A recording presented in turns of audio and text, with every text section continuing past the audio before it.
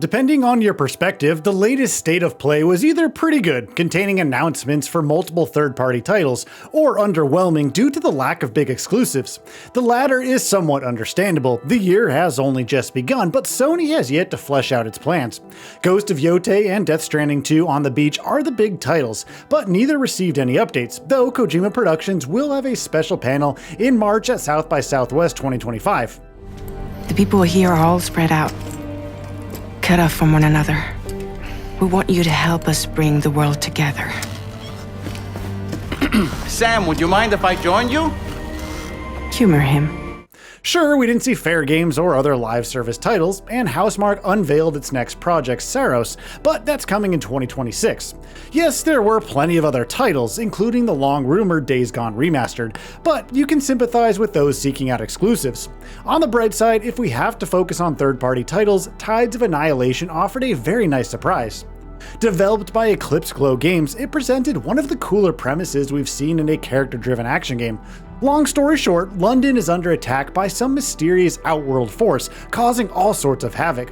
Who else to venture into the ruins and fight back than Gwendolyn, voiced by Jennifer English, best known for Shadowheart from Baldur's Gate 3, and King Arthur's Knights of the Round Table.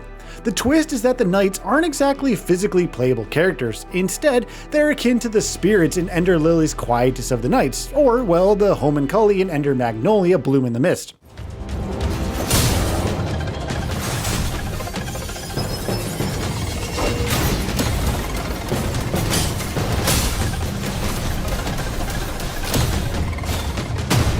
Gwendolyn attacks with a sword revealed to be Ninaine, who may or may not be the Lady of the Lake's successor. However, she can call in the knights anytime to follow up with their own attacks, chaining them together into combos.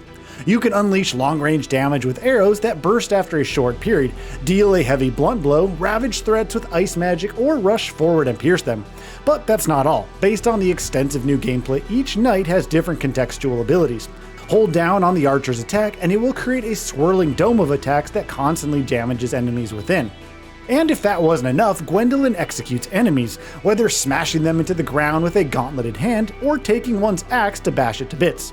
This expands the options to juggle enemies, attacking mid-air and creating stylish combos, like freezing foes and shattering them to bits with a heavy attack. Keep in mind that there are more than 6 additional knights that have yet to be showcased. Now, there are plenty of questions, like how Gwendolyn possesses this power, whether she can save her sister from the ongoing calamity, and how Avalon, the same island from Arthurian legend, ties in. Of course, the development team confirmed other promising details in a roundtable Q&A via WCCF Tech, like over 30 hours of gameplay on average. There are also more than 30 bosses with unique abilities, with some very challenging boss fights promised. Do you fear that? Just a fold realm. Scarlet Waters! Run!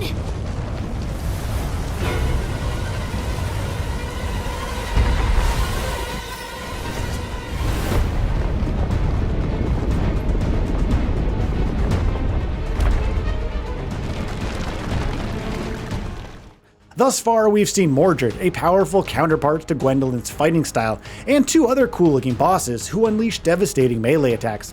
Dodging and searching for the right windows to unleash skills is paramount here, but the sheer sense of style and over-the-top action looks great. It's also worth noting that Gwendolyn will unlock 3 additional weapons, fists, bows, and a mysterious 4th option. 2-handed swords, potentially leading to the use of Excalibur, lances, well, one could certainly hope at least. It may have been enough if Tides of Annihilation had excellent combat, but there are some incredible visuals courtesy of Unreal Engine 5. The sense of scale is awe-inspiring, whether running for your life in a fold realm, watching a leviathan emerge from the water, or scaling the giant knights that roam London. The latter is especially intriguing because not only do you climb their giant structures and fight them, but also delve into their palatial depths and uncover the grand tales that define their existence. Over, under on this being the way to unlock new knights or abilities? Well, whatever the case, it's yet another incredible addition to what's already looking like a responsive, enjoyable hack-and-slash title. In some ways, the reveal and sudden buzz around Tides of Annihilation is reminiscent of Game Science's black myth Wukong. Both came out of nowhere and immediately created an impression with their art direction and visual fidelity. Granted, their approaches to RPG elements differ. Wukong offers more distinctive build crafting, loot, and unlockables, while Tides has levels and skill trees but doesn't lean too much into it. But they both look incredibly responsive while touting some impressive boss fights.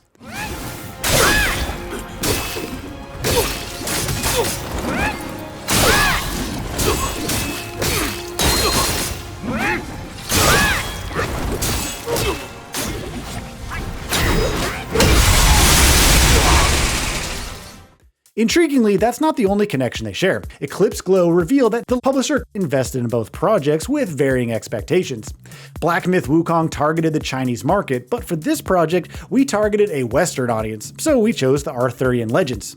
The origin of this project was when the producer came up with the concept surrounding knights, and then we made the connection with the Knights of the Round Table from Arthurian myths, said the developer. There's also, and that's partly why Tides of Annihilation has been revealed at this stage, the team is just seeking feedback to improve on it.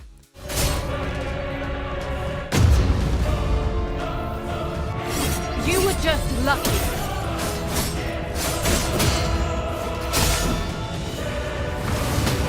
Though the Arthurian setup is Western focused, it's all the more fitting given how popular and well known it is worldwide.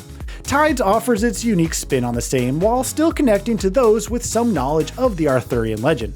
Having a great looking character action game is just the icing on the top. Fortunately, we won't have to wait too long between the game's reveal and release. Tides of Annihilation entered the beta stage at the end of 2024, and though it's in the early development changes, with everything subject to change of course, it's targeting a 2026 launch. Certain areas could use more polish, especially when the screen is alight with particles and the frame rate suffers. However, when you consider how long it took for Black Myth Wukong to release, following its August 2020 reveal, it's pretty exciting to see so many other compelling titles to follow up on it. There's plenty to talk about regarding Sony's approach to state of plays, or its presentation of first-party games, never mind the whole live service fiasco.